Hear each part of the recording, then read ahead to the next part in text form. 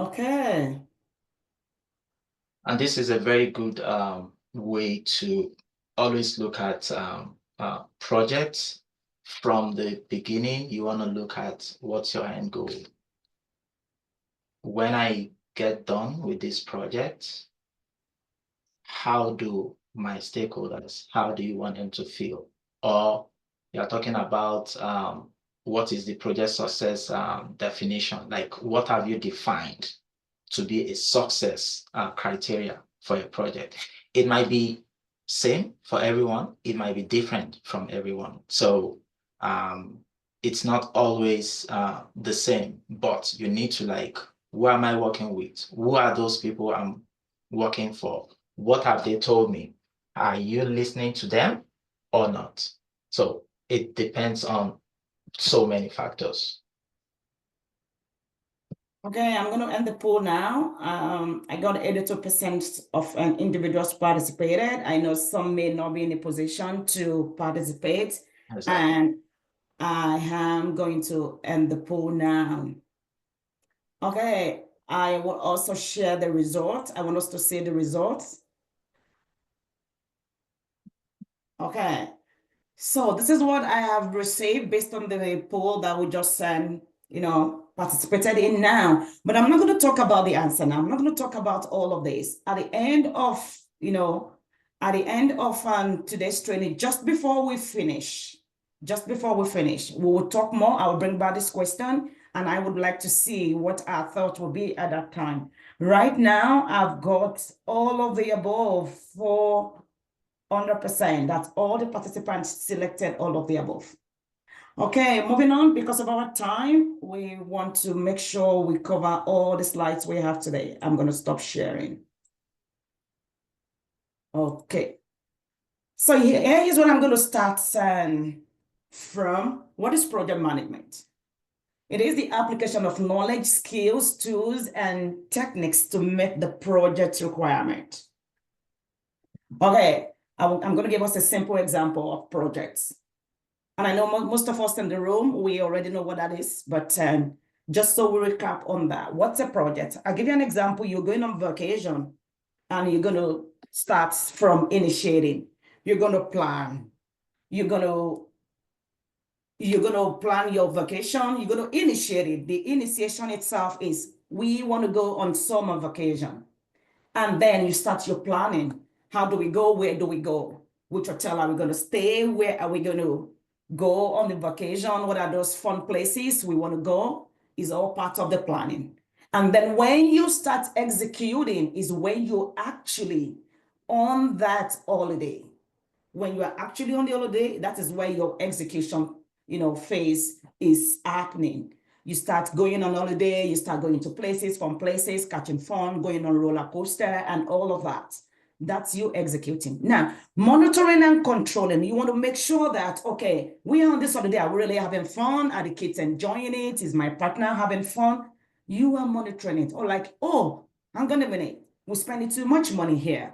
That's when you're controlling what is happening on your vacation.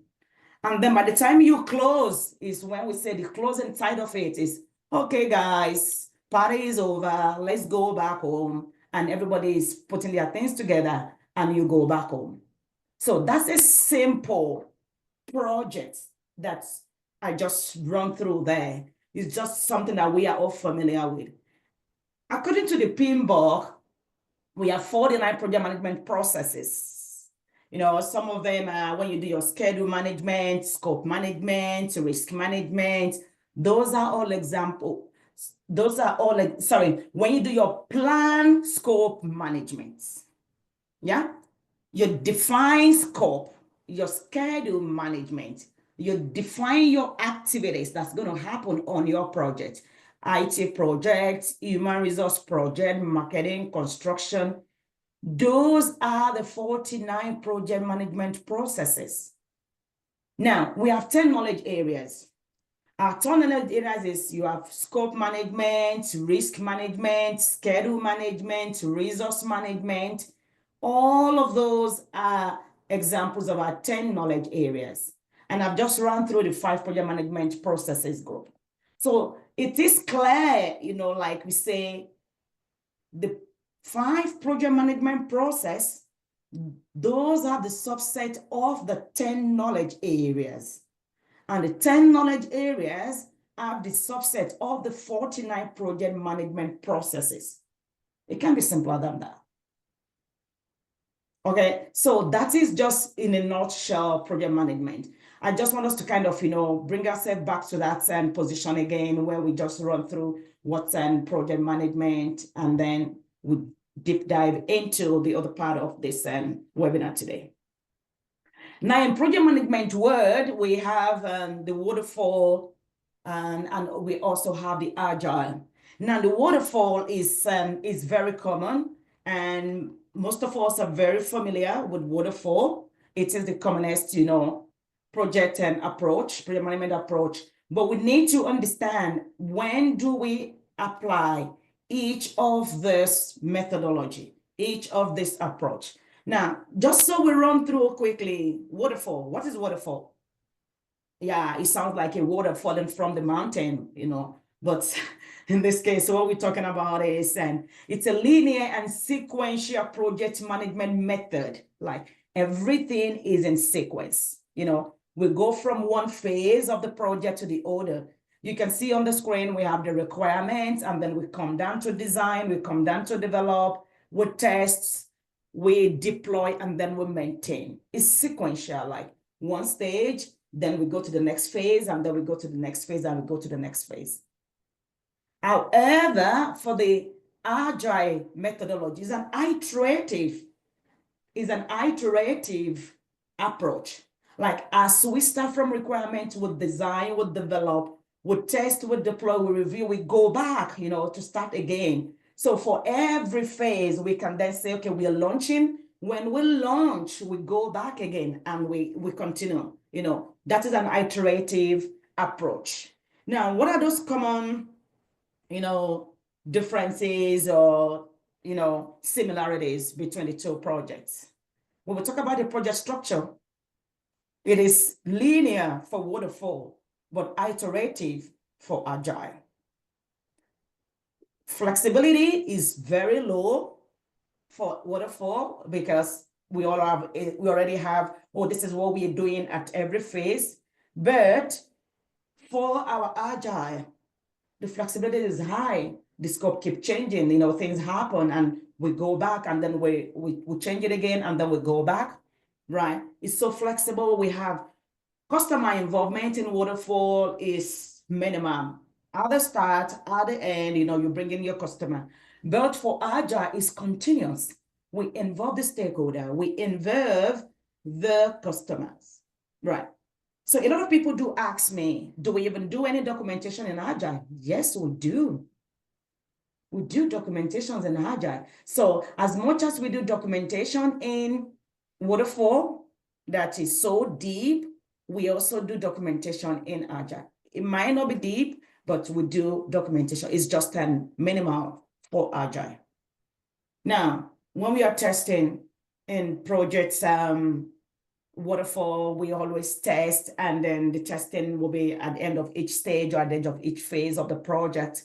But for agile, there is continuous testing happening. Okay.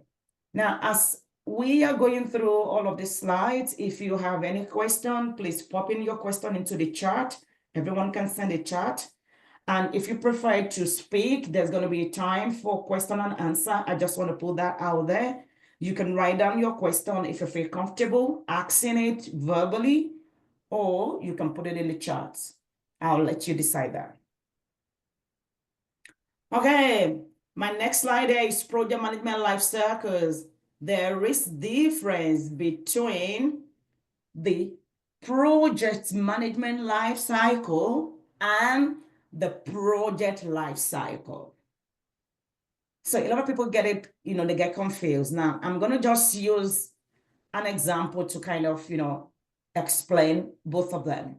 Now, when I was talking about the vacation, I was saying that, for the vacation, we initiate our, we initiate, and then we plan, and then we execute, and then we control and we close, right?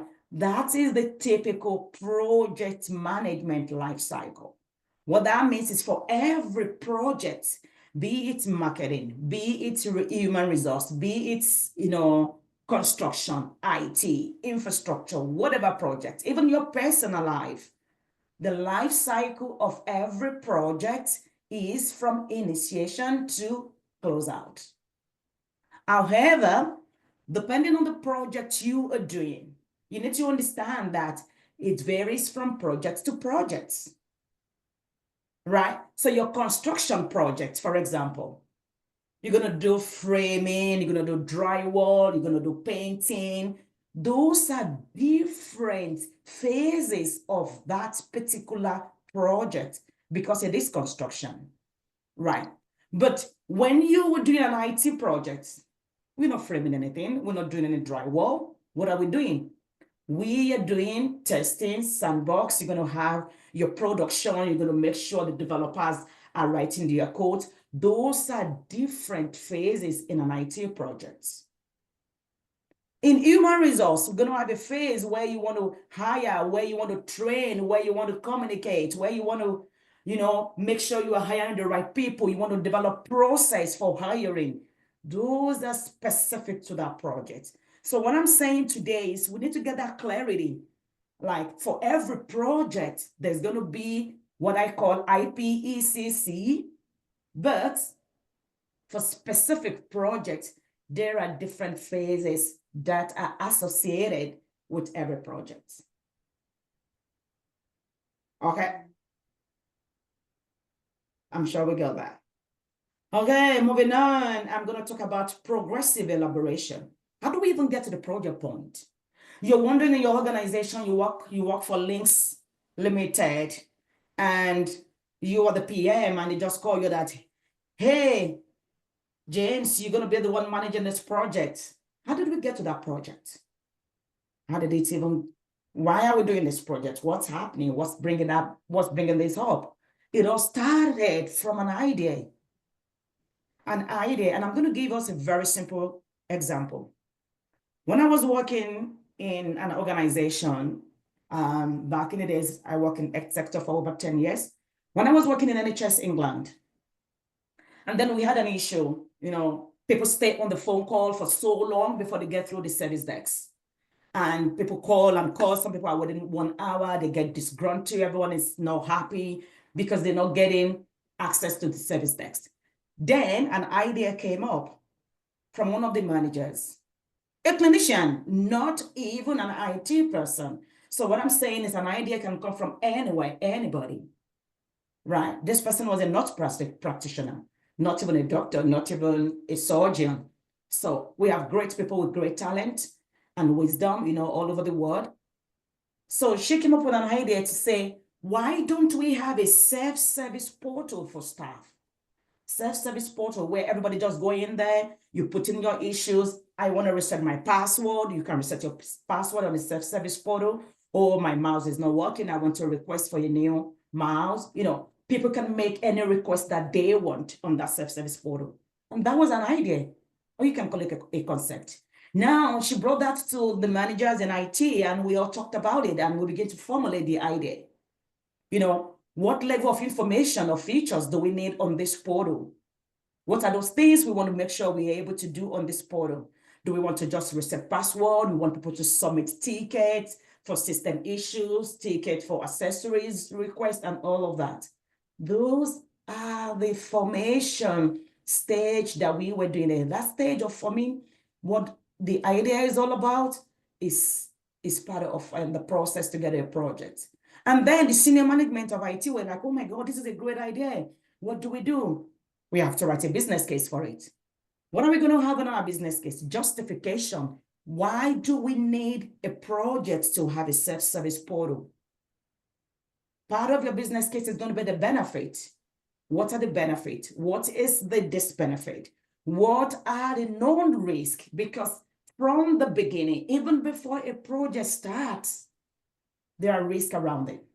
There's risk about everything in life anyway, right? So we have to identify those known risks.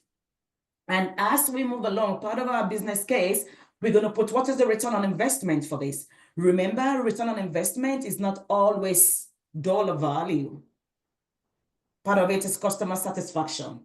Part of it is, increasing morale for the team. There are so many benefits. And then you develop the business case. Okay, as we develop the business case, we have to do visibility study. Okay, which organization have done this before? Right. What is the technical visibility that we want to do?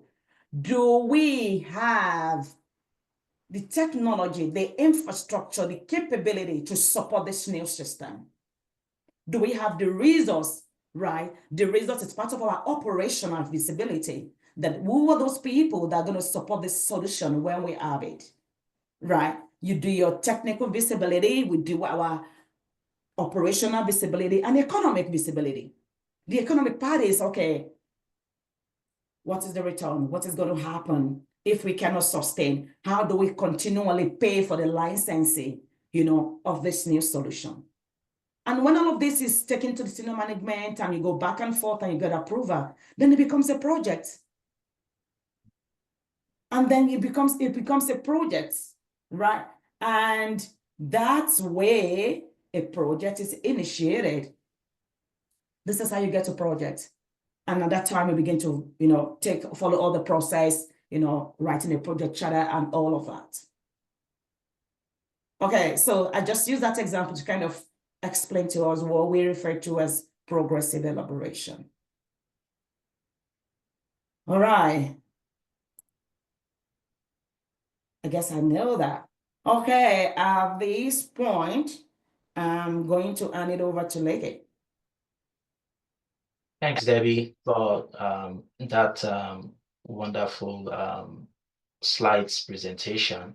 Before we move on, I just want to ask, just like Debbie said, if you have questions so far, just put it in the chat, or you can raise up your hand, like with the icon button in Zoom.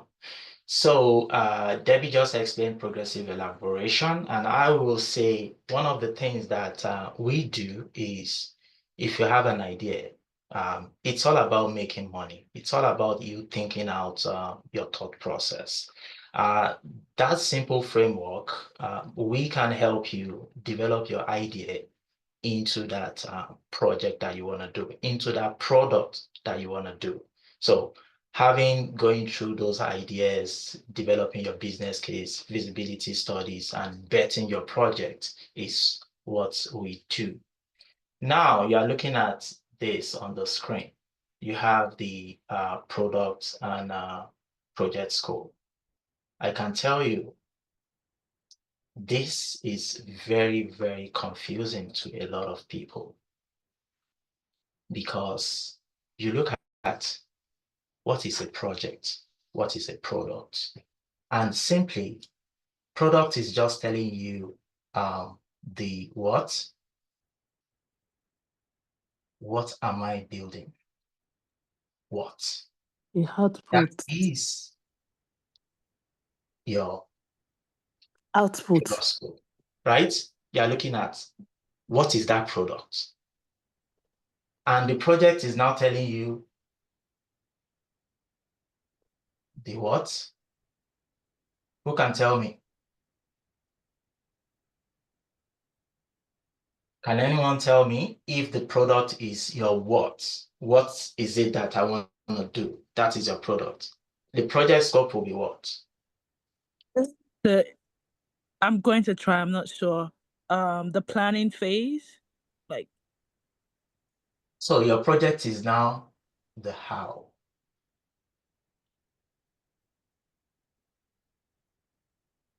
I'll bring clarity to that, because what we are doing here is our head is just all over the place. And we want to do what? We want to make sure that we are clear on what all these things, what they mean. So imagine you want to build a house, you want to build a car. That is your product. It might even be like you want to mold out something. That is the product. Now, the project is now what do I need to do to get there? What is the total effort required, right? Who are the resources that I'm going to use? What activities am I going to be doing to make sure that we get the output, the outcome, which is now the what? The product. So if your product scope is unclear, then you don't have a target. You just be moving all around. And that is where misalignment comes in. But we are changing the narrative today. We just want to make sure that for every aspect of a project, we want to show you how you move from a chaotic environment to what? To an environment whereby you have clarity. You need to lead your project. You need to be in control.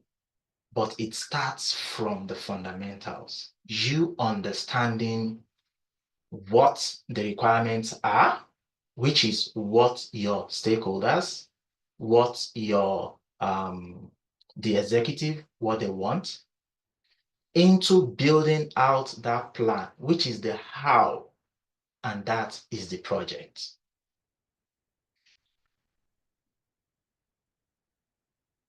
Any question? Okay, I move on to the next slide, which is now showing us the products. Can you see here we are using example of a mouse. Let's just make it real. Look at this mouse. The product itself is the mouse. But for everything that you see there, the cable, the buttons, the palm rests, every part of that mouse, it didn't just appear magically. No.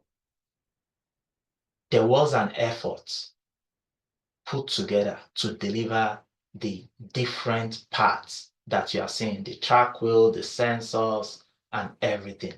So I can tell you in a nutshell that project is what? My writing is terrible. Project is a journey. This is a journey. And you have to plan that journey to have what? To be happy in the end. This is what I just want you to look at. So product, this is the inside. Product is the result, but the project is the journey. Don't confuse yourself about this. They are two different things, but they all what? Work together. So to achieve a product, there are different iterations, and that's where waterfall, agile, and the rest comes into play. It depends on what you are building that will now determine the approach that you want to use. So if someone comes to you tomorrow after this webinar, you should be able to let them know that, oh, waterfall and agile, which one do you prefer? It is what you are building that determines the best approach. And that is where your expertise comes in. How do you know? Right?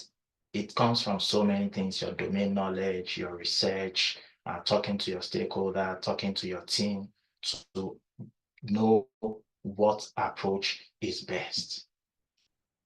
Please, if I'm too fast, bring me back. I just want to make sure that I drive the points in and you are clear on what we are talking about. Now we've talked about project management processes, we've talked about elaboration, we've talked about product and projects. Now, you in particular, that you want to drive this project, what is your role? What exactly is your role? Some people will tell you, oh, by the time you create your timeline, by the time you create your budget, by the time you do this as a project manager, the first thing that should be in your mind is, I want to create clarity where there is chaos. I want to manage these activities.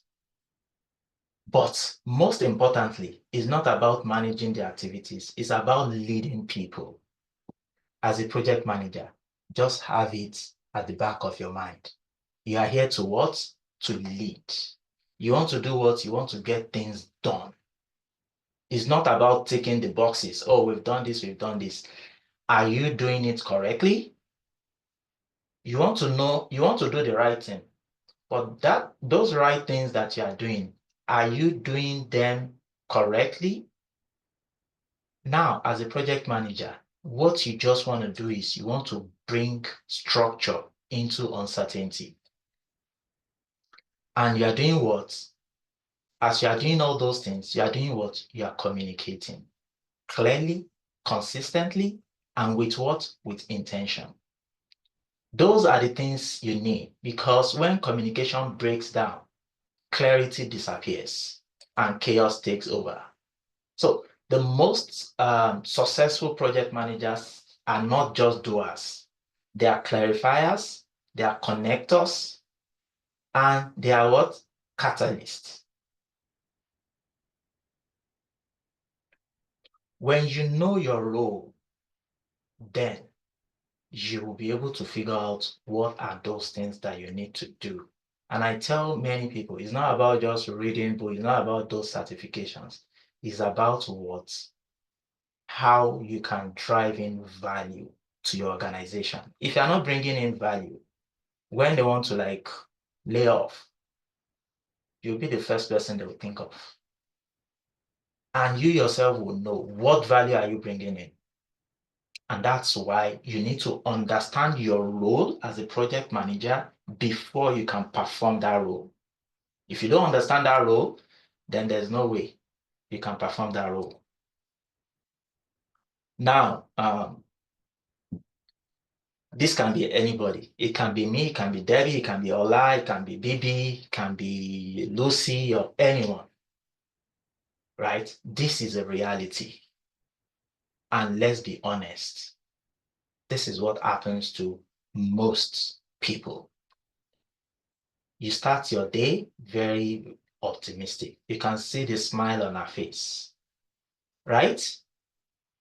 This is in the morning, ready to conquer the to-do list. Oh, they've taught you everything. In the morning, I need to have my to-do list. I'll follow it one after the other. But honestly, by midday, so many things start creeping. You are seeing emails, your boss is calling you, your maybe team member that you need to take for a meeting with client, just send an email that, oh, I will not be available. Things are just all over the place. You start seeing so many things, scope creep, unclear priorities, blockers, and the rest. Suddenly, you are what? You are reacting. You are what? You are reacting. And what do you need to be doing? You're supposed to be what? Leading as a project manager. When that comes in, then the only thing that will happen is end of day burnout. But we need to ask ourselves, should that be the case? How can I shift from this structure of madness into from this survival mode to strategic control? Burnout should not be the price you pay to get things done, right? And that is why when you follow a proper structure with the right mentor, with the right hand holding, there are ways which you can manage yourself and you start enjoying what you do. Because see, you make money when you start enjoying what you do. It's not about, oh, they are doing this, I need to rush there. No, you need to understand your role. You need to understand what you want to do, and you now bring structure into it.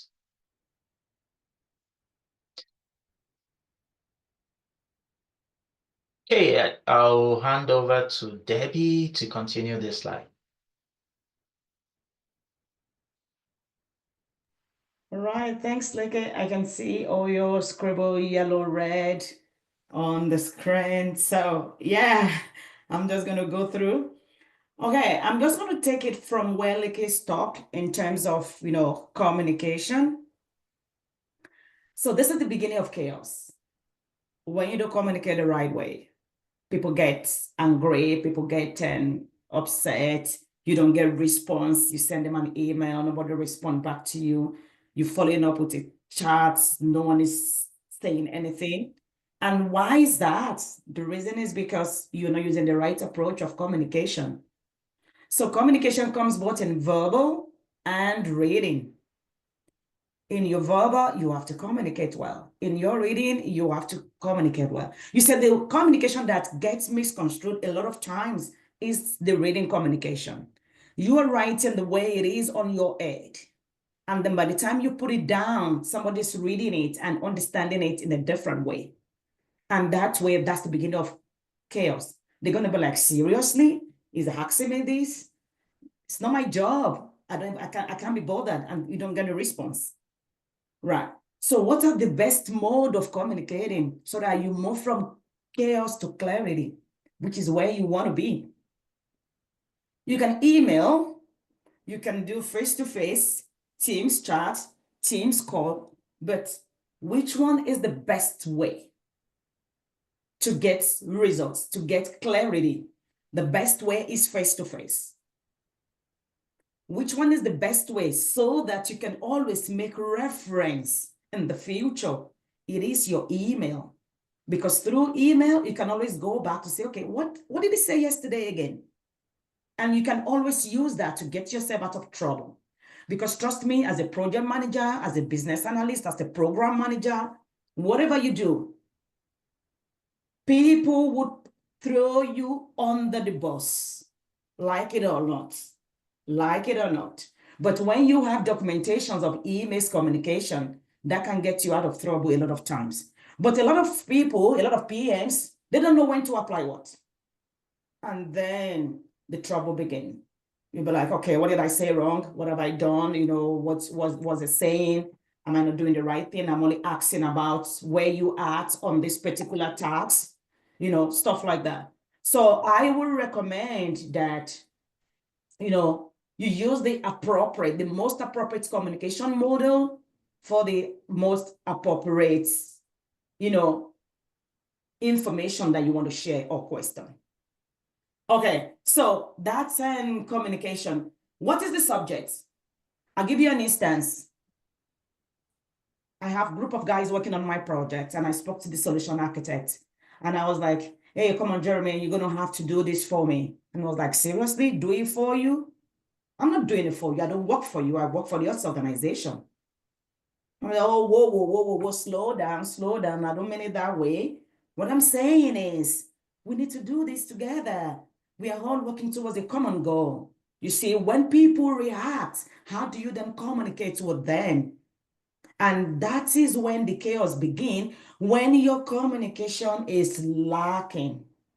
Right. So I will come back to communication, but facilitation is another keyword. Influence, negotiate, problem solving, leadership. So today I'm just going to talk deeply about just three. I'm going to talk about communication, facilitation, and problem solving. If you want to learn more about influence and negotiate, join me on Wednesday, April 30th, 7 p.m. to 8 p.m. MST. And that is when I'm going to be talking a lot about how you can negotiate and influence to move from chaos to clarity. Honestly, a lot of project managers and program managers, even business analysts, they have this problem because you don't know how to negotiate. You don't know how to influence people. And then you begin to feel everyone is against me. I'm not getting support from my sponsor. I'm not getting support from my senior management. How do you negotiate? How do you influence? Have you ever taken somebody out before for a cup of coffee just to get them do what you want them to do? If you have not, I have. So sometimes you need to kind of bring people to your corner for you to get stuff out of them because you want to remove chaos from your work. You want to get clarity. Okay, so Yeah, join me. We'll talk about more about influence and negotiation. But right now, today, because of time, I'm talking about communication facilitation and problem solving. Next slide, Vicky. Okay. What are those 5 C's of your communication? Are you very clear? Are you correct? Did you check your facts before you start emailing? Because as soon as you email somebody or you say to somebody an incorrect information, they'll be like, are you kidding me? No. That's when you begin to see reactions, right? I never said that. That wasn't what I said. Oh, you sent me an email. Go back and read the email again, right? Then chaos will begin. So the day you are even correct, they begin to doubt you. Like, oh, the last time this guy was saying the wrong thing, so are you even sure it's correct? So you have to make sure you are sending correct information. You are concise, right? You're very clear on what you're saying. When you're sending email or when you are having a verbal communication or reading, focus on the subjects. You are clear to say, this is what we are talking about. And now, what is the cohesion in your information, in your communication? How does it synchronize from the top to the bottom, right? Are you jumping topics? Are you talking coherently? You know, are your paragraphs clear enough and concise? And how do you control your communication? Controlling your communication is what you said before. You are still saying it. You are consistent. So you don't say, oh, the project is at 30% today, and tomorrow you are coming back to say it's at 28%. You'll be like, okay, are we moving forward or are we moving backward? It's okay for you to say, yesterday you were 30 and today you were 32. Then everybody knows there is progress. But when you begin to flip-flop, and then you're going to have issues like, okay, I don't know what this guy is doing. And that's when you begin to, set up meetings and people don't show up because they don't even trust your judgment anymore. So we have to make sure our communication is clear, coherent, controlled, concise, and make sure you apply the right communication model to the right situation, right? You send an email to somebody checking up how they're doing on the tasks they're working on. You didn't hear back. What's the next step? You give them a couple of hours. You can send them chats if you want, Teams chats. Or you can give them a call straight away. Sometimes when you give them a call straight away, they will see your call and they will not pick it up. These are reality. Let's forget about book. Those are the reality. It was like, what does he want again? What's the problem? What's this guy's problem? I'm still working on this, right? So we have to make sure you are not giving people pressure, but you are following up, because there's difference between the two. Following up is different from giving people pressure. So we need to understand that. Now, facilitation. Oh my God, I love this. I love this part of project management, project manager skills. Meeting management, agenda, and timeline. I'll give you an example. One of the organizations I've worked, there's a particular group, I joined their meeting, and meeting is to start at 10 o'clock. But it's supposed to be 10 to 10:30, but we never finish 10:30. It's always overrun. 10:35, 10:40. What did I do? I stopped coming to the meeting at 10 o'clock. I started coming at 10 past 10. So if you're going to take 10 minutes away from my time, from my day, then I'm going to take it from you first. It's not a good attitude for you as the PM, right? And that is what people do, right? So that's why it's important that you manage your meeting. Every meeting must have an agenda. Take it or leave it. So what do? You work with your stakeholders to create an agenda. Don't do it alone, because when you do it alone, you're making it your thing, right? So how do you get your agenda? You having a meeting today, and at that current meeting, it's when you begin to build your agenda for the next meeting. From the communications, the conversations happening at that meeting, you begin to build your agenda on your note, on your meeting note. Now, when that meeting finish, you send your note, then you say on your note, this is the agenda for the next meeting. Please add anything I have missed. or remove anything you think we shouldn't be talking about next meeting. What are you doing? You're doing what we call shared ownership. Let people own it with you. Don't own it alone.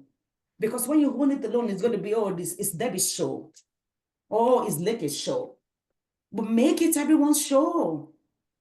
Ask for their, suggestions, recommendations. If they don't say anything, it's fine. But give them the opportunity to come to the next meeting expectant. So if I have thrown one or two things in the agenda, I want to come to that meeting and talk about those my one or two things.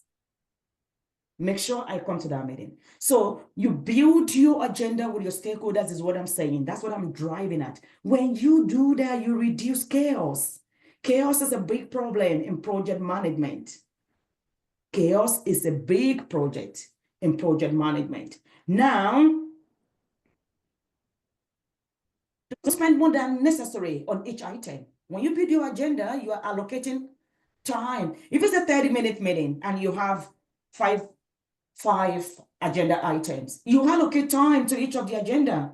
So that you look at your time when you are talking too much, when you are overspending time on each agenda item, because you don't want to overspend time on the entire meeting. That's how the meeting overrun at the end of the day. When you've allocated 4 minutes to your meeting item and you're still talking about it 7 minutes, 6 minutes, 7 minutes. Of course, it's going to cascade down into the other items. It's like your project schedule. When one task is taking too long, then it's cascade, it affects the next one and the next one and the next one. Okay, so part about facilitation is embrace facilitation's mindset. Be curious, right? Ask clarifying questions, ask people questions. Get organized, right? Whether it's an hour meeting or it's a week-long workshop, you need to well thought your agenda. I've said that. Then you open channels for communication. Make sure people talk. Don't make it your show. If people don't talk, you call them out. It's what I say. Okay, with everybody's talking, I will say, oh, okay, Jamie, what's your thought on this topic? What do you think? So that means because Jamie has been quiet, you want to hear their thought on the subject.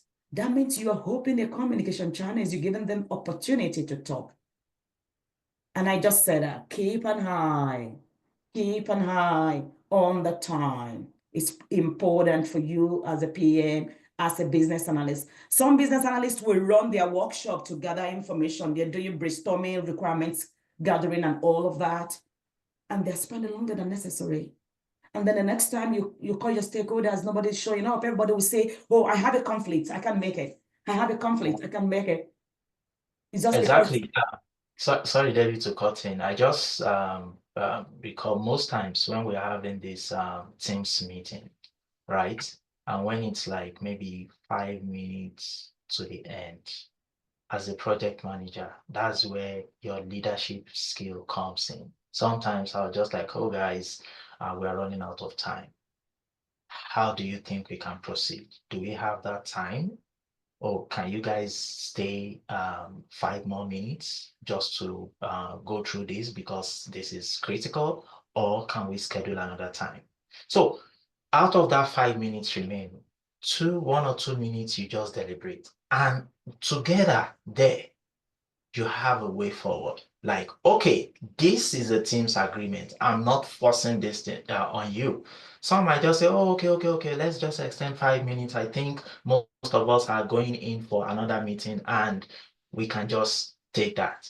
Or, okay, just reschedule. By that, you saved yourself of headaches, right? And you're able to take that decision collectively, not at the need of time. You now start saying, oh, we're out of time. As a project manager, you are just reacting, you are not leading. I just wanted to drive in that point. All right, thanks, Leke. And what I want to add to that, what Leke just said is, if people say, oh, I'm sorry, I can't spare the 5 minutes, right, I need to go and I have another meeting to jump into, then you already have an agenda item for the next meeting, you see? Because next meeting, you want to start from that conversation. You want it to be at the top of your agenda item so that you can continue that conversation. Or if it's something that you can email and people come back to you on. Okay, so that's those are the three things I want to talk about. The third one is problem solving. And I'm going to ask the audience, please look at the screen if you can. This is a problem scenario. I need inputs. This is where I get people to talk. And I'm sorry, I'm very good at calling people out. If I don't hear anyone say anything, I'm going to call 1 or 2 persons out. So if I'm putting you on the spot, I apologize in advance. Okay, problem scenario. You are in the execution phase of your new mouse design project. You receive an email from your vendor that your chosen parts are currently delayed with a shipping company. It may take up to 3 months before you can receive your orders. How will you handle the situation? As the program manager, as the product owner, as the, whatever you do, as the business analyst is going to impact. Because if you think as a BA, this has nothing to do with me, it does, because you're going to be part of what? The UAT, when they're doing the user acceptance testing. So how can you test something you've not received? Something that is still delayed, they've not even developed. There's not going to be testing for you to lead on. So it impacts everyone in the project. So look at this. What steps will you take? How will you handle this situation? Somebody in the room. Our time start counting.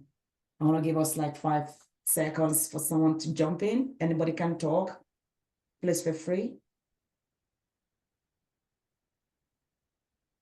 Okay, this is when I begin to scroll and look at my list and just call one. Hi, hello.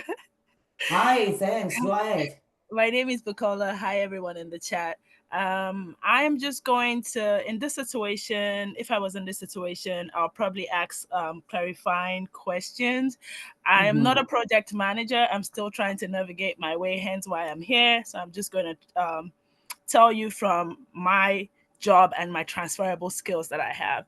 So in this situation, I'm just going to basically ask the shipping company's question, like, when are we, if we're going to wait for 3 months, 3 months is a long time, is there any way we can hasten up the shipment, finding other various ways, also the choosing parts that we don't currently have, is there an option of using other parts? Can we use other brands?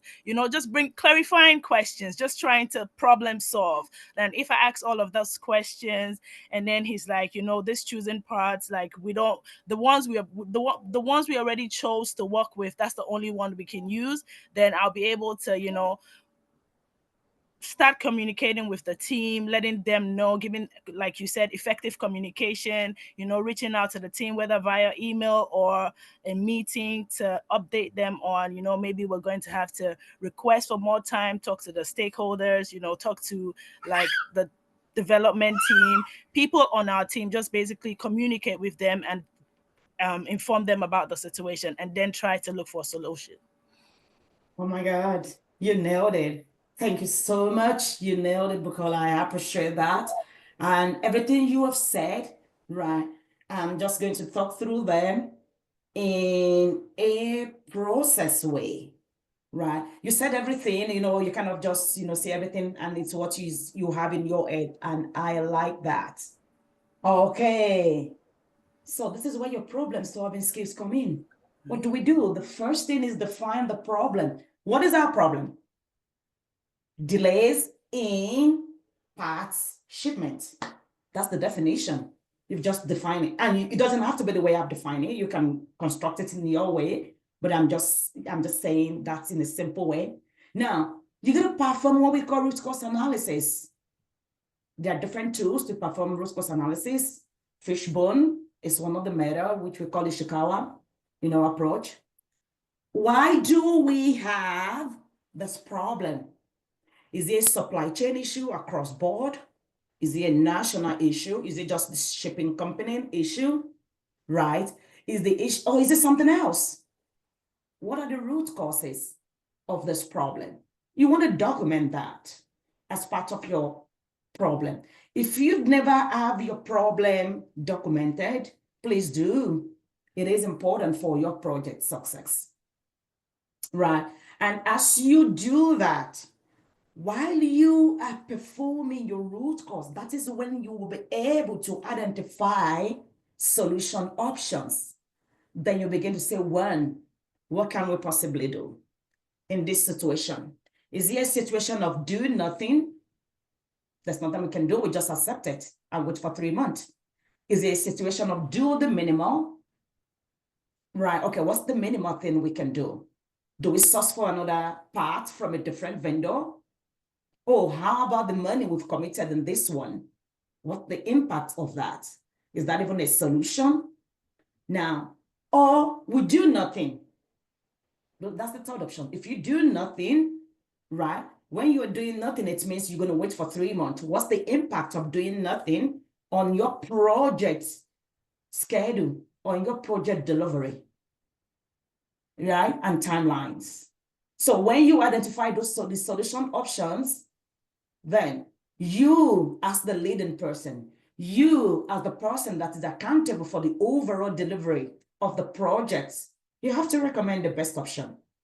How do you recommend the best option? You have to do your assessment. You have to talk to people, right? You have to look at the impact of your recommendation on your scope, on your budget, on your schedule, on your resource availability. You see, so when you are recommending, you got to look at all of that. The impact assessment is what we call it. Now, when you do all of that, what's your next step? You got to take it to somebody. Who is the somebody? Your first point of call is your project sponsor. If you're running a project, you don't have a sponsor, then you are in a bigger problem. That is even more chaotic than the project itself because you don't have somebody you can speak to. That's what it means. Right. So you have to run it by your sponsor first. And then you go to management to kind of tell them what's happening. So I tell people, a lot of people have problems with their project sponsor. And why is that? Because you don't communicate with them. You don't want your sponsor to be seeing your recommendations and the problem first at the management meeting. You want him or her to have seen it separately while you do your one-to-one with him or her. So when you get in the room, you have somebody backing you up. Is what we call power and politics in project management. Because there's going to be a lot of conversation. Some people will be for you, some people will be against you. Right? So how do you then have that say at that meeting? Don't ever go to your management without a solution. Oh my God, you do that, you're in a bigger problem.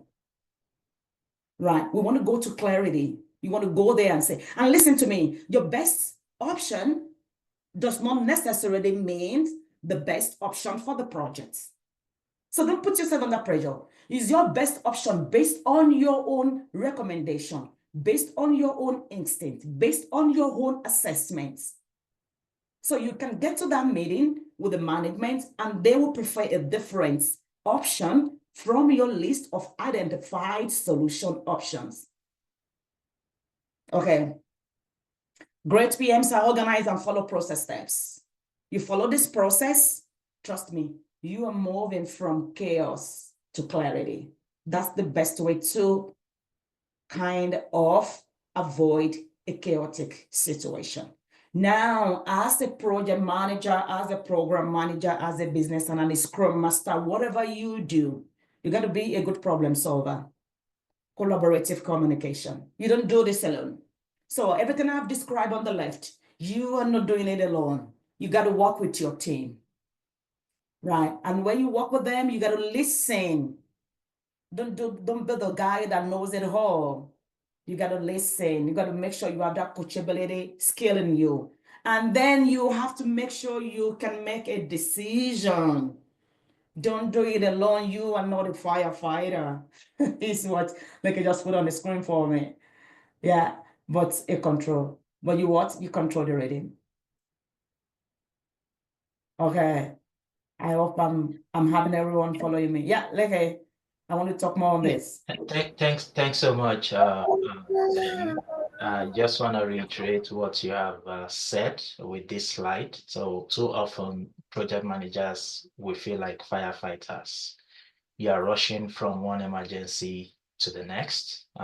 Your hose in hand, you just want to like, oh, it's burning here. Oh, let me just quench it. You are just moving all over the place. But that's not the true project management. That's not what it should look like. Um, a great PM will never be a firefighter. You are a conductor, right? You can, if you see the diagram on the right? You don't want to react to the noise. You want to create a rhythm, even if there is a chaos.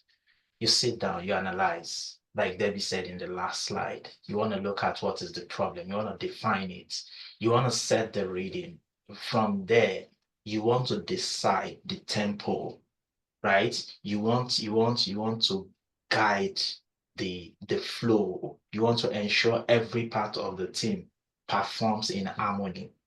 That is why you are there. They are the expert, but you are the expert in what you do, in coordinating the team, in leading them to success. So this is the shift that we've been talking about, from that chaotic mindset to the clarity mindset in your environment, right? And what we are hammering on, you can see the poll, you can see the questions, you can see the way we've been delivering this in every aspect. Don't look at all those, oh, 49 processes, oh, this is a framework. No, what are you bringing on board? What is that your leadership skills to make sure that you are controlling the rhythm and you set the tempo for the team? Because once you do it right, then everybody will be happy. It's not about saving the day. You will save many days. So it's about orchestrating success. And by the time you set it in motion, you wake up, you want to do what you are doing because you are enjoying it, because you are helping people, because you are bringing in value. And that's the only thing. Like I said, if you are doing anything that is not bringing in value, people won't pay for it. If you start a product line today, when you are creating value, people will subscribe to it because I want to put my money to where I can get value. So as a project manager, honestly, it's not a difficult thing to do. It's just you doing the right thing and having the proper guidance and mentors. That's all you need. Okay, let's move on. So this is like, we want to roll out a CRM, right? And there is project charter. We are looking at what do you need to succeed on your Sorry, again, I'm just going to jump in there before Okay. you go to the slide. I'm just going to suggest that we stop sharing for a minute and reshare your screen so that maybe this will help us with all these lines. I don't know who has put all of them on there. So yeah, just for a few seconds, we stop sharing and then we share again and you can continue.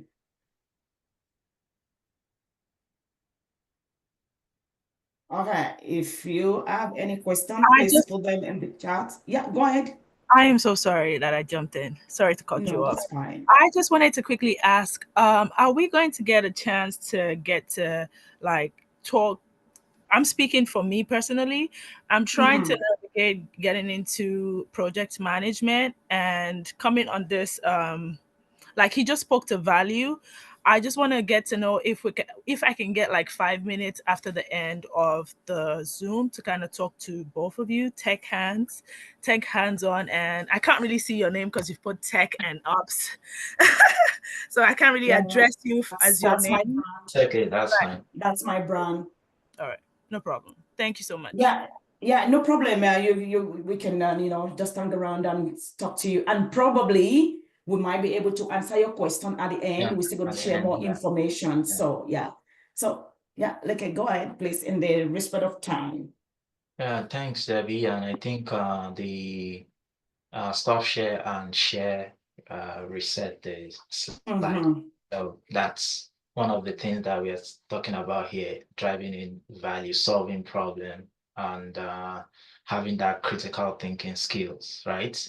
And that's what you've demonstrated here. Thank you. Okay, we are talking about the CRM rollout. What are those things that you think you need to make this a success? Can anyone unmute and take us through that?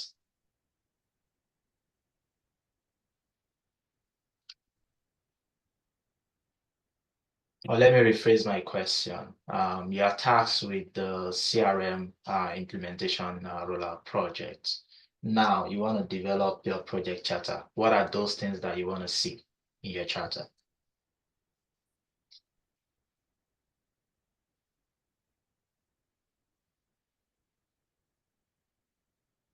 Can anyone try?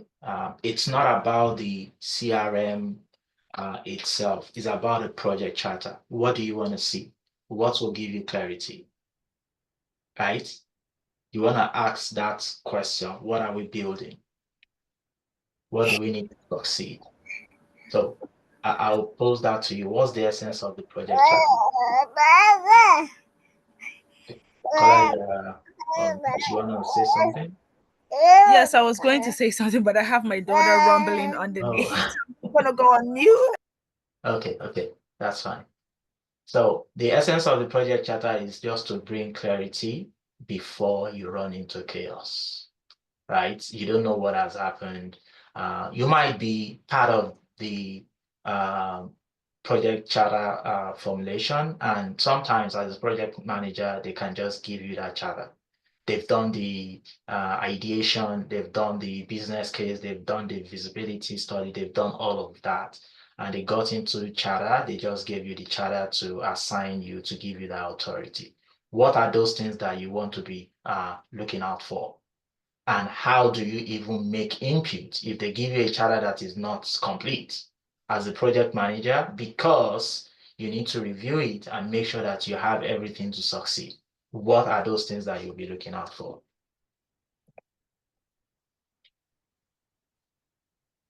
Hey, there's no question. Okay, I think I'll do like Debbie. Yeah, And I would. okay. Can I try? Yeah, Yeah, we've got two people wanting to try. I think the first person there is that Wemi? Is that you? yeah, Or yeah. So, like what and I you got said earlier, Alex. the first thing Okay. is, what are we doing? What is the product itself? Because before you can even go ahead, when you're given a project charter or you want to build one, the first thing you have to have an understanding of the product you want to make. Then the next thing you're looking for is, how are we going to do those things? What are the risks behind it? How do we want to fund it? All of those things are the I level that you want to see in your project charter. Yeah. Okay, and Alex, you're muted. Yeah, go on. Yeah, basically, a few things have been mentioned. Of course, we want to know the overview of the project itself. No, what are we delivering? What outcome are we looking at, right? And of course, we want to see that from the description that has been given in the project charter. But apart from that, we also want to look at the scope, like what's from where and where are we going, because that is very important, because during the course of the project, a lot of things can go wrong, basically called scope creeping, if I'm still correct. And in order for us to pass this across to the audience, to the stakeholders involved, we also want to know the goals and objectives in the middle of all these things, so that we can be on the same on a level ground with those people that will be involved. And along the line, we want to look at the funding, the timeline, the risk has been mentioned, and all those other activities also need to be checked out before we can say, yes, we are ready to kick off this project.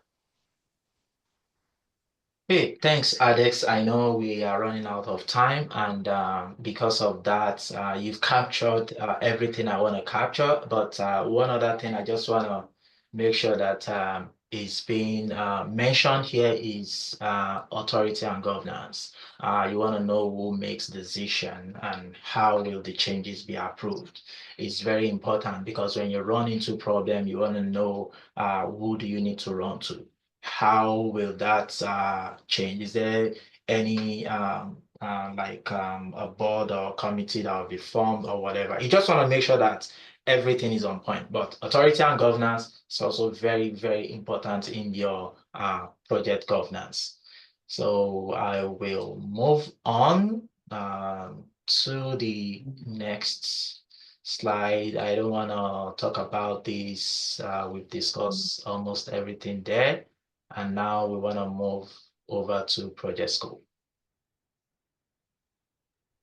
Okay, project scope, I don't think there's a lot of things I'm going to be saying on this one. So, but I'm just going to leave this screen up so you can look at it. But one key thing I want to say is unclear scope is the genesis of chaos. When you don't know what you're doing, what exactly are we delivering in this project? If you're not clear on that, then that's the beginning of chaos. So clarity on project scope and baselines will help project success. When you are clear, ask question. You know what is in scope and what is out of scope. So you have to define, what exactly you're doing is part of the 49 processes, like define scope. And when you define your scope, you have a scope statement, right? So project WBS and WBS dictionary, we're going to talk about that shortly, but part of your scope is your requirements.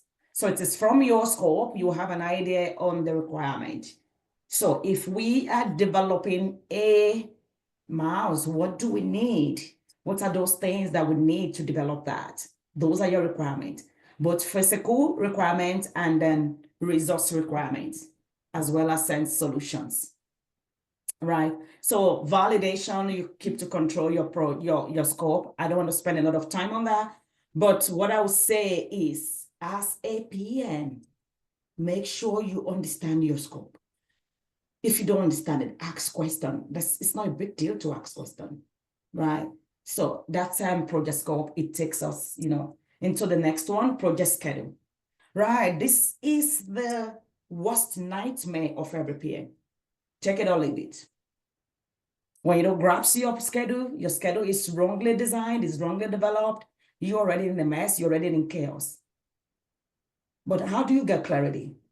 So when you understand your scope, you see how that fits into it, and you know your requirements, what we need to do, you'll begin to build your activity list and milestone list from your scope, your requirement. What are the tools you use for that? You use MS Projects, Smart Sheets. That's very common, unless those two are common. Milestone markers that show progress and end of key deliverable. Now, I'm going to talk about precedence diagram, because if you don't understand your precedence diagram, your schedule, you're going to struggle a little bit. And then Leke is going to come to show us, more on project schedule. I just want to kind of run through this. Now, finish starts. What's an example of finish starts? You must finish coding, right, a developer, before you can test. Testing is B, A is coding. So you're following the finish starts, process there. Now, starts to start. So when you're painting a room, I'm giving an example now to explain each of this. You want to paint a room, you have to first of all tape it, right? As you were taping it, you are painting. So that means you're starting both together, right? Another example is you're pouring, you're doing a construction project. As you're pouring the concrete, you're doing what? The workers are leveling it. So it's a start to start. You're starting both together, right? Some activities in your project will fall into that category, depending on the project you're doing. Now, finish to finish. Activity B must finish, right? Sorry, activity B cannot finish if activity A does not finish. Do we understand that? For example, you're developing a process document. You have given somebody to develop that as part of you're doing a process map as a BA that you're going to use for your project. Right. So until you send that to the person that needs to review it, right? When they finish reviewing it, review is the B, is the activity B. You designing that process map is the activity A. Until the reviewer is satisfied, that's the stakeholder or the business owner, they understand it, they finish their review. That is when you will say you have finished your process map, which is activity A. So all of these will help us to understand when you're doing your project schedule. And then we have the start to finish. Start to finish means that an old system, right? B is the old system, cannot be shut down until you have a new system in place, activity A. So you're deploying a new solution and your solution is running parallel at that point, you're still migrating users onto that new platform. You cannot shut down the B, you cannot shut down the whole system, right? Until you know that your A is ready. So that's just a run through of our project schedule. We have lead time and lag time. The lead time is negative. It brings you closer. What does that mean? What that means is that you finish your project on time. It brings you closer to the start date. You're supposed to start a task May 31st. For some reason, it is possible to start it May 20th. It's bringing you closer to your start date, to your finish date. Sorry, to your start date. And your lag time is taking you farther, right? It's going to elongate your finish date for the project. So that's just a simple run through of project schedule. Now, Leke is going to show us a great example. Yeah, this is just like, common thing you say. That's just a normal project schedule, how it does look like. But now he's going to show us some practical very quickly because of our time. And then you understand everything I've just described.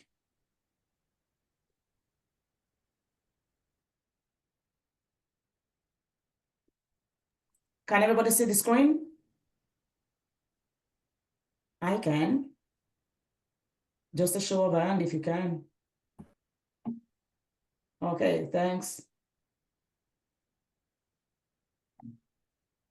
Yeah. Thank you. Okay, go ahead, Leke. If you're talking, you are muted.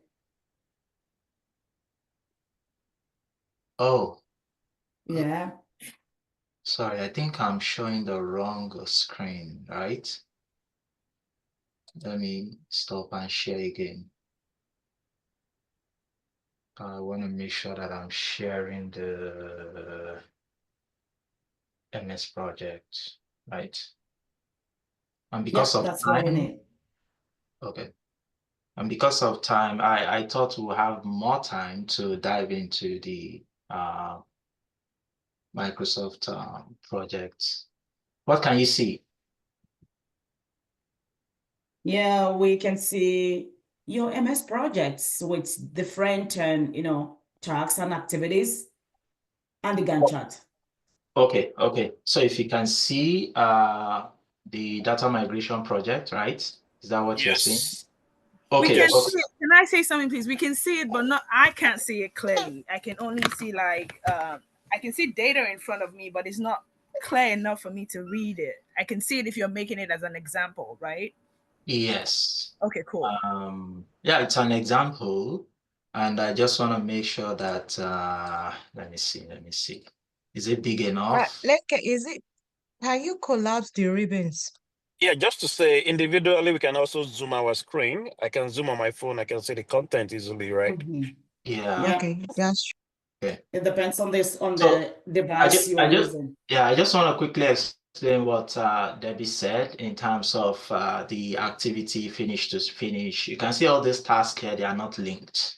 And I did that purposely.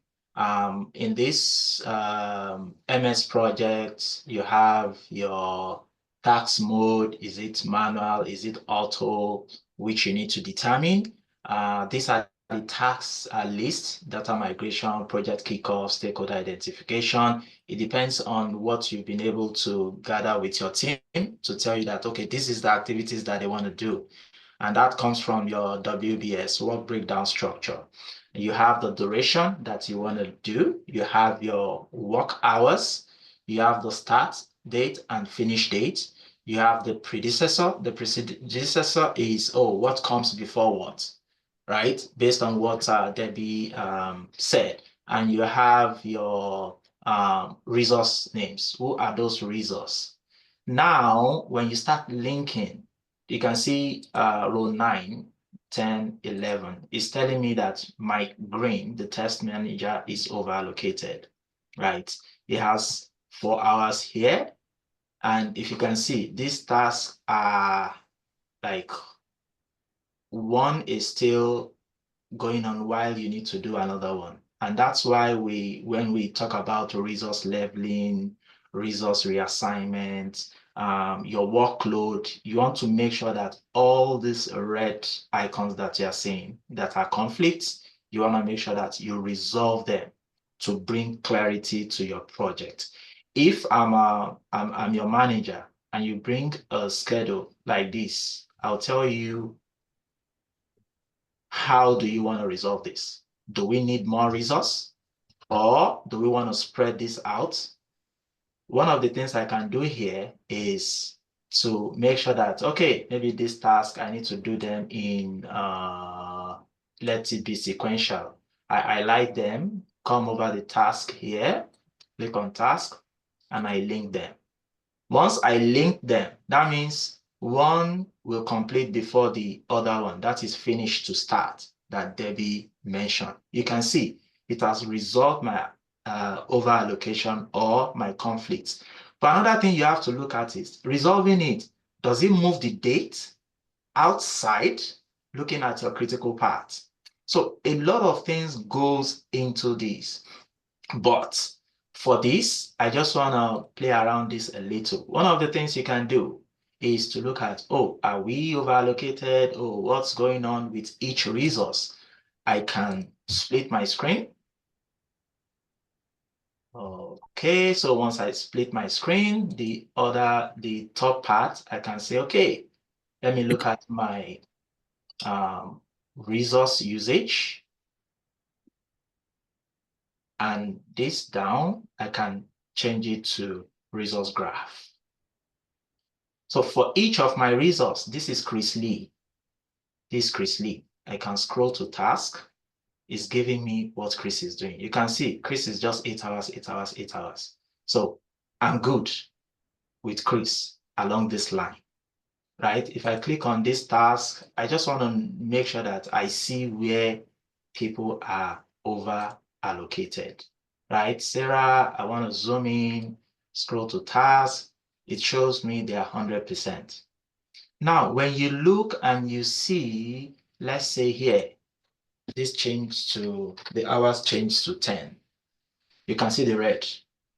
And when you see this red, you start asking questions. Oh, no, Sarah cannot be here. Do we need to spread this task? Do we need to do this? Do we need to do that? So there are a lot of things that you can do with MS Project.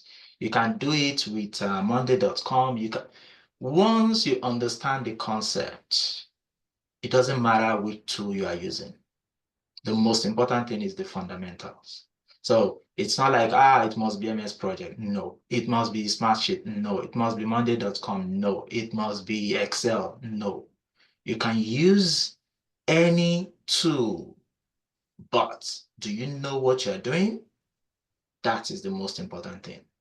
And how are you able to put visuals into what you're doing? And here you can come here and see so many reports, your dashboard, your resource. I want to look at, oh, my resource. Who are those that are over allocated? It brings to me, right? I can see my resource. So you can pull as many reports as possible. You can customize your reports. You can show what is in progress, what is my cash flow. It will show you everything you are looking at, right? This is the remaining cost. This is the cost variance because this project has just started. So there's nothing to show in terms of what is the balance in cost, what is the actual. But before you go into that, I always tell people in MS Project, one thing that will help you to bring clarity into what you are doing is after you've imputed everything before you move forward, please always remember, set your baseline. Once you set your project baseline, and you can see in Microsoft Project, you have baseline and you have 1 to 10. That means 11 baseline. Once you set your baseline, when anything changes, then you can compare where you started from and where you are now. That's when you can now pull out reports for your estimate to complete all those things, right? But once you have everything you need to do, please make sure you set your baseline. Then you can track to that baseline, know what has changed and the rest. I know we are out of time, so I don't want to take too much of our time explaining this Gantt chart. This is a whole different game entirely. But once you master it, you are good to go. It talks about your cost, it talks about your timeline, it talks about your resource allocation, it talks about your reporting.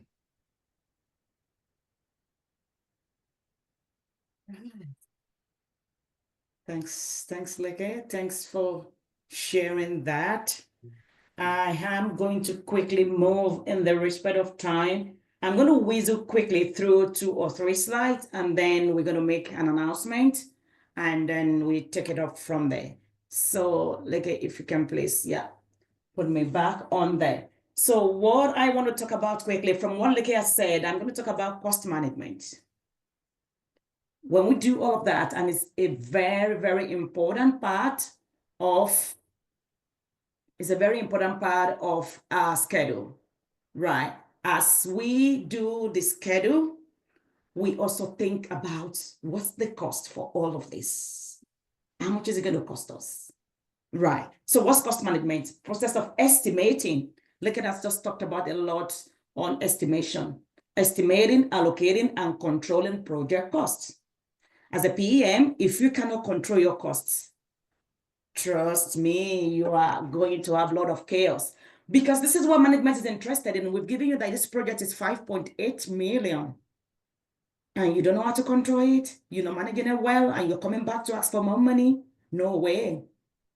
So what I'm saying is we have to learn how to control. Typically, is made up of 4 steps. Resource planning is what Leke has just talked about in your schedule. When you plan your resource, you do what? Then you estimate how much will each of those resources cost us.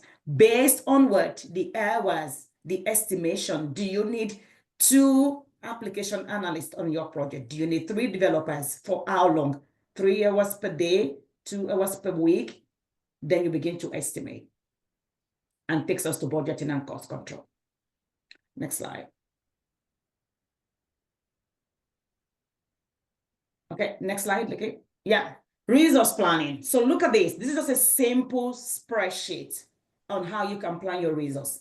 What's resource planning? Identify, list, and organize the resources you will need. I just said that. You determine the quantity of time you need for each of your resources. How many do you need? So this is a simple template. It helps you properly allocate your project team. It's important to align your resources with your budgets. Right? If you have a budget of, maybe you have a budget of 100,000 and you see that your resource, they are already taking like 80,000, then you're not doing something right. So you have to make sure you plan and you align that with your budgets. Next slide. Okay, cost estimation. As you identify your resource, you do what? You estimate how much it's going to cost. Now look at my screen. I said labor for tax 1 project phase.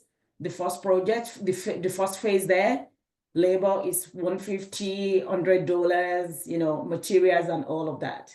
Now your next phase, and you can see the subtotal of each phase. That is how you estimate. Remember, this is estimation. You're not getting the accurate. And we have different methods we use for estimation. We have historical data, we have WBS, you have your 3-point estimation, and you can also estimate from bottom up. Right. So those are like in depth of different methodology we use for estimation. Okay. Now, to estimate the cost of your project, you must categorize various cost types, your labor, your equipment, and that's what I've put on the screen. So that's just a run through of cost estimation. Is important. Now your budgeting, all of this thing, everything I have said leads to budgets because it's all a factor of your budget. You have a budget of 500,000. You want to make sure your resource aligns with your budget, your cost estimation aligns with your budget. So budget is just an overview of the project's total and recurring cost. And when you are doing your budget, part of your estimation, do you have your contingency reserve? Because things change, prices change, labor rates change. For instance, you have a contractor, your contractor was maybe hired at the rate of $100 per hour last year. This is new year. The guy is saying, no, I'm not taking $100 anymore.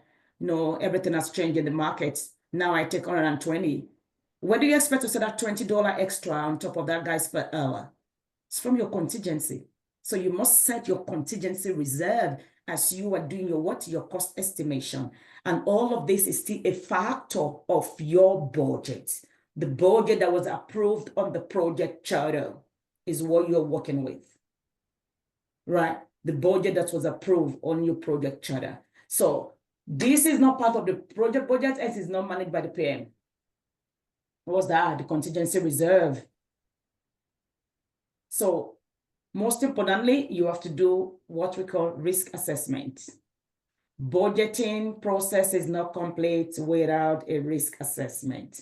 So what that means is that you start your risk from the start of your project. Don't jinx it. You must do that. Okay. Right. Next slide. Right. So this is just a part of your project's budget. I just put another slide there just so you see it. You have your planned hours is 8 hours, labor actual hours is 8. That means you have planned that this guy will work for 8 hours and is actually working for 8 hours. You can plan 8 hours and the guy will work for 4 hours. If you plan 8 and the guy is working for 12 hours, where do you plan to save the extra 4 hours, money to pay that guy?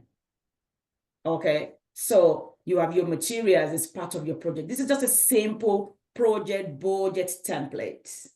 Right, so I have the template itself, just put it here, and you see your budgeted is $700. Your actual is what? Is 1,590. And now you are in the minus of 890.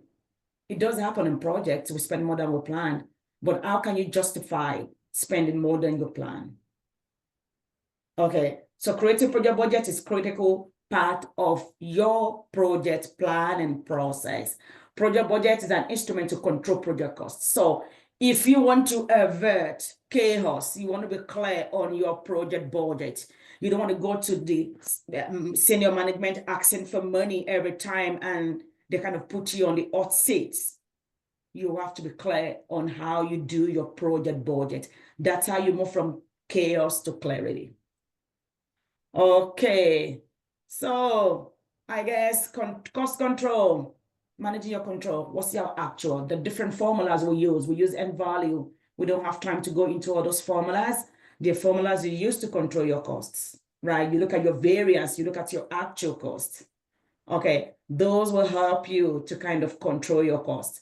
That is when you know I've got a grip of this. That is when you know I am in charge of this. This is not in charge of me, right? So it's important that you know how to control your costs. Now, all of this comes down to risk, right? And that's what I have on the next slide. I'm going to let Nicky talk about risk management. Hey, thanks, Debbie. I just want to make sure that I'm not muted. I heard an echo. Do we have anyone that wanted to say something? Okay, if not, let me just proceed. So if there's one thing that guarantees chaos in project management, it is unmanaged risk. So just assume that risk management starts from day one. The day you are assigned a project, start your risk management activity. And if you go to PMBOK, and that's why we are saying this is hands-on. This is not about PMI. This is not about PMBOK. Yeah, they have all those guidelines, all those framework. You don't start your risk management when you are planning. You start your risk management from day one. As you're having your meeting, as a good project manager, when you are having your meeting, you're identifying risk. Anything you are doing, you are identifying risk. Whatever call you are with your team members, your project sponsor, everyone, you're identifying risk. And it starts from day one and it continues until you deliver your project. Risk doesn't have to be scary. No. In fact, it becomes manageable the moment you bring clarity to it. What do you need to do? You identify. You identify your risk early before they become a problem. And you can see those bullet points stated what you need to do. And even more, you just have to have that critical thinking mindset. When you identify your risk, you assess them both logically and data-driven, right? If there are some things that you need to do, most organizations, they have maybe template, they want to look at the impact, the severity, they want to look at so many things and make sure that the risk is properly prioritized based on your assessment. When you assess something, you know, oh, this is very, very impactful. You want to make sure that you address it, right? And once you're able to prioritize those risks, you plan your risk response. You even plan your risk around even a stakeholder. When you identify a stakeholder, how do you engage that stakeholder? You plan risk around so many things so that a stakeholder that likes maybe you just send an email or a chit chat, you are now scheduling a meeting, might not have time for you. That is a risk. You need to identify, you need to know everything you need to do right from the onset. And that is why brainstorming. When I talk about brainstorming, I always tell people brainstorming can be with just one person, and that is you. You can brainstorm yourself. You don't need two or more people to start brainstorming. No, even you yourself, start looking at it. Oh, I've done this schedule. What could go wrong? Oh, I've done my budget. What could go wrong? Oh, I'm meeting a stakeholder tomorrow. What could go wrong? Oh, we are having this. What could go wrong? Oh, they've given me the project charter. What could go wrong? If you have that mindset, then you will do your risk management very well. And you don't stop there after the response. You want to make sure that you monitor and review this risk because it is never static. Risk is never static. So great project managers don't wait for risk to explode. They get ahead of it. You have to be proactive. What could go wrong will make you proactive instead of, oh, this thing, oh, is not a risk. Before you know, it turns into an issue. And you don't want to get to that stage. That's how we shift from firefighting to foresight, from chaos to clarity to control. Okay, one other thing I want to mention before we round up is using AI to succeed as a PM. This webinar will not be completed if we don't mention AI. There are a lot of AI tools out there that can get you into confusion. I can tell you that. They are just everywhere. Oh, this does this does that, this does this. But we are not here to advertise for the AI platform, right? But you need to also sit down, look at what you're doing, and look at how some tools can help you, right? Do your due diligence. And these two are things that I have a list of like 20 to 50 AI tools that a project manager can use to succeed. But I know we cannot delve deep into that, but for meetings, you can use your Otter.ai and Microsoft Copilot. I'll just mention that too. There are a lot of AIs that can help you, but if you don't understand the fundamentals, using tools to enable bad processes will not get you anywhere. When you understand what you need to do, even Microsoft Excel is enough to save you in your project. But you need to understand the fundamentals. You need to understand the approach. You need to understand how you need to do what you need to do. And you need to be able to lead your team. And that's when I can tell you that using AI will enhance your delivery.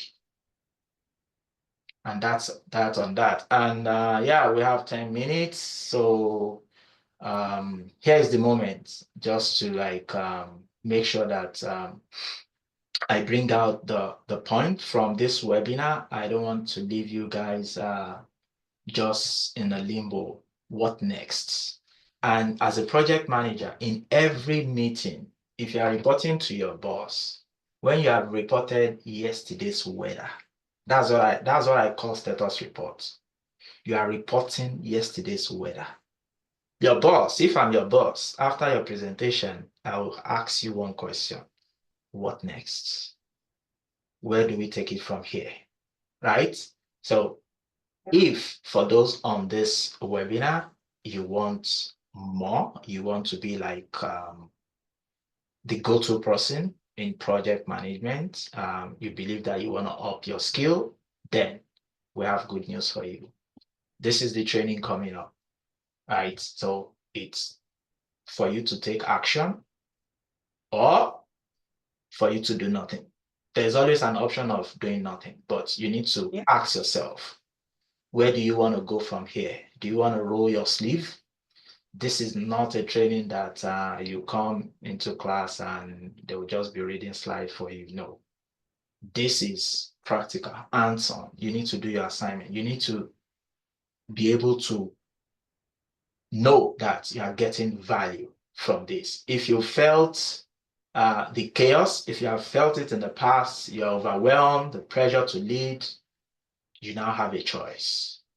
And I cannot quantify the importance of having quality hands guiding you through this chaotic environment. So the hands-on kicks off in May. And this is not theory, like I said, it's real tools. There are some of you that will be introduced into, I know you all know ServiceNow.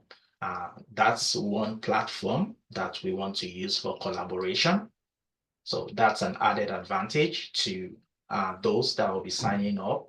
You will see the instance, you know what it means to use the ServiceNow project portfolio management, the ServiceNow agile module, everything that you're doing, you'll be collaborating using that platform.